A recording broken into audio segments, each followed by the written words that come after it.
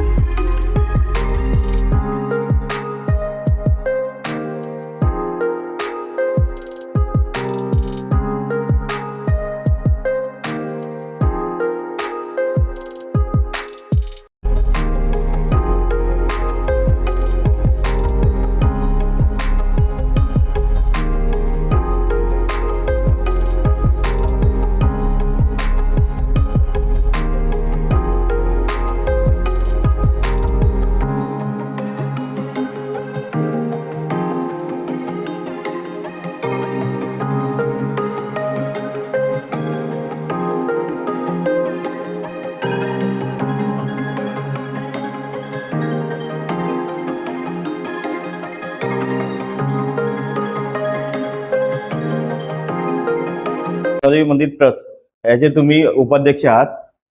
वैभव Patil sir, तुमची कारकिर्दीची सुरुवात ही थोडीशी आम्हाला जरा सांगा।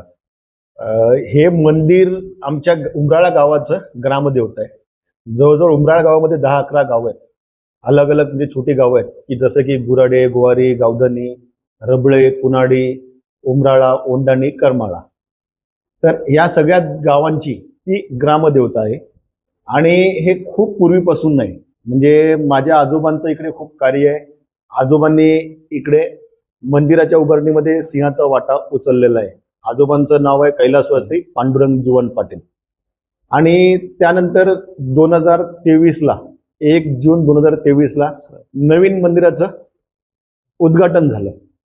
आमचे जे ट्रस्टी लोक आहेत त्या लोकांनी आणि गावकऱ्यांच्या सहकार्यातून हे भव्य मंदिर उभं राहिलं. नंतर आमच्या गावातले जे ट्रस्टी होते की त्यांचं वयाच्या लिमिटेशनमुळे त्यांनी राजीनामा दिला, माघार घेतली आणि त्यांच्या जागेवरती काम करण्याची संधी मला आमच्या गावकऱ्यांनी आणि आताच्या ट्रस्टींनी आम्हाला दिली. त्यानुसार इकडे आम्ही काम चालू केलं. खूप गोष्टी इकडे आम्हाला शिकायच्या होत्या, कारण आजोबानंतर या मंदिरावरती माझं येणं पहिलं खूप कमी होतं. इकडे आलो, ट्रस्टीच्या कार्यकारामध्ये ते कसं काम करतात ते बघितलं.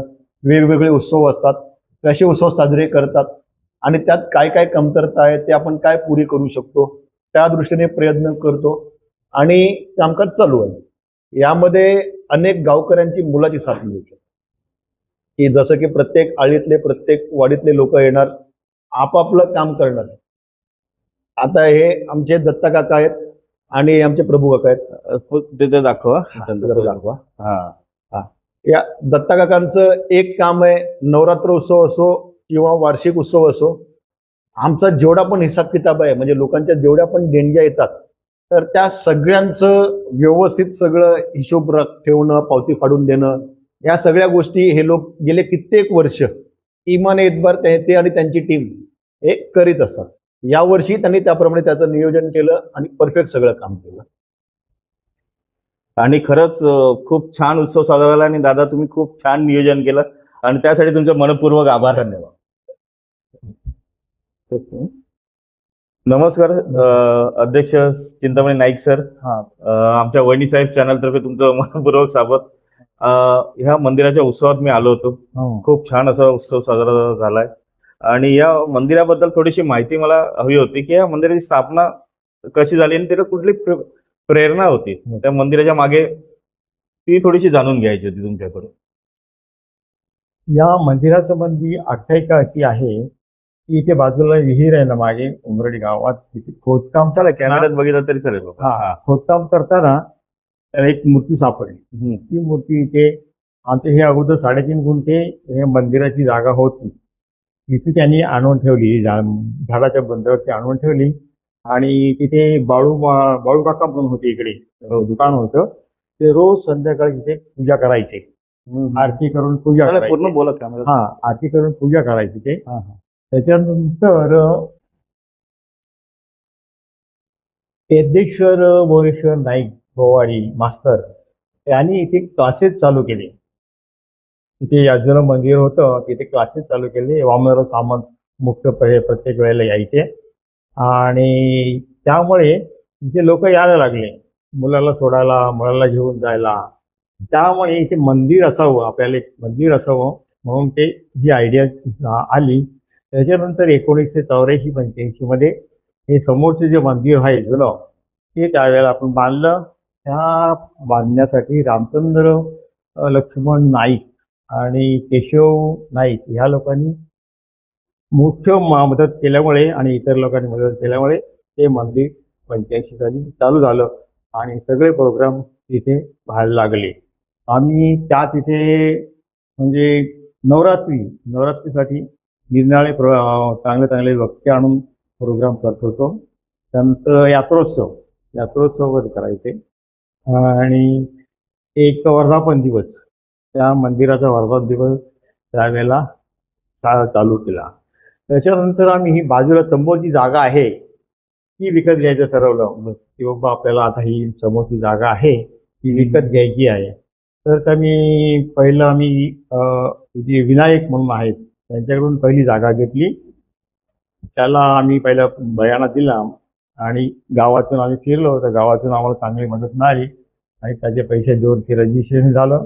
त्याच्यानंतर दुसरी जागा जी होती ती ख्रिश्चनाची होती. तो ख्रिश्चन माणूस काय बोलला की ही आमच्या वाडीतली देवता आहे, माझी पण आहे, माता आहे, तर मी जागा ह्या मंदिरासाठीच देणार, दुसऱ्या कोणाला देणार नाही. काय असेल तुमच्या ह्याच्याने त्याला भाव द्या. तर आम्ही त्यांना भाव दिला आणि ती जागा घेतली. तिसरी जागा दामोदर नाईक म्हणून होते, त्यांची जागा आम्ही तशीच विकत घेतली आणि सर्व जागा आम्ही घेतली. त्याच्यानंतर ते पुढचं हे कंपाऊंड वगैरे झालं त्याच्यामुळे महत्वाचं नाही, म्हणजे सगळं गावकऱ्याच्या मतीने. महत्वाचं म्हणजे काय माहिती का, ही जी सगळी जागा आम्ही घेतली ती फक्त गावकऱ्यातून वर्गणी घेऊनच केली असं, म्हणजे बाहेर कुठे आम्हाला जावं लागलं नाही त्याच्यासाठी. म्हणजे गावकऱ्यांनी एवढा आमच्यावर विश्वास ठेवला आणि ही जागा आली.